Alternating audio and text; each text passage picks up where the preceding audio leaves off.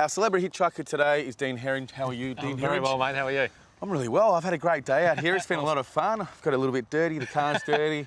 I don't know how I'm going to go back to Melville Subaru and say, well, Dean got it dirty, but I will blame you. They'll polish up fine, mate. They'll polish up fine. Well, this is where we make it about you, and then you can actually vouch for us, so it's going to be great. So, now, you're a rally driver, which is just awesome to see people out there, you know, doing the sport that they love.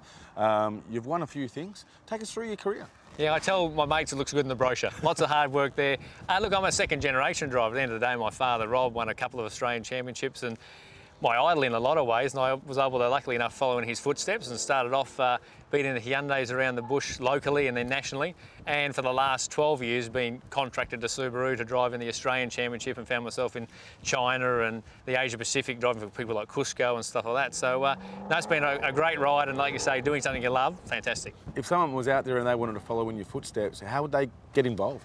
Look, it's easy to get involved in rallying. There's some great clubman series here locally. You know, it's clubs that you can join and either become an official and get involved in grassroots motorsport and rallying, and then they can take you right to do the state championship. You can run a round of the Australian series, which we have over here in Perth, and then it builds up from there. As you show pace and you try and get a little bit of support on board, you can venture further than that and do the Australian series, and then even better, maybe overseas or make a career of it. But a lot of hard work, and I probably haven't realised, now I'm getting a little bit older, I look back, I must have been pretty keen about it, because I've sacrificed a bit over the time and really obviously wanted to be a rally driver at the end of the day. What was the career highlight so far? Now, you're far from the career being over, but thus far, what's the career highlight, other than training me today how to drive? Well, that's very much up there, so I'm going to have to have a look at that over the next coming weeks.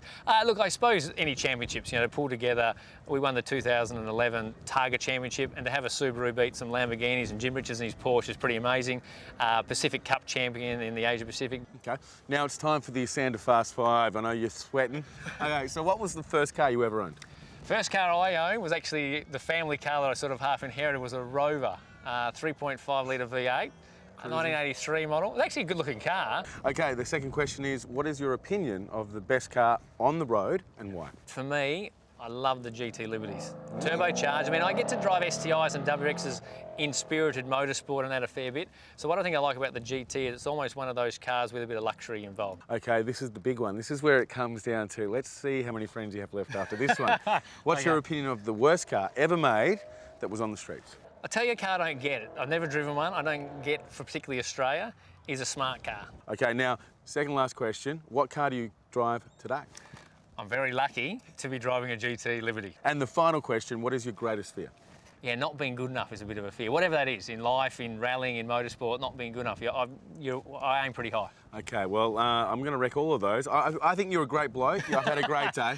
But there is something me and the crew want to tell you, the reason this car is parked here and we haven't picked you up, because we've run out of fuel. So while you go and get a jerry can, I'm going to wrap the show up. Thank you very, very much. You've been a great bloke. Cheers.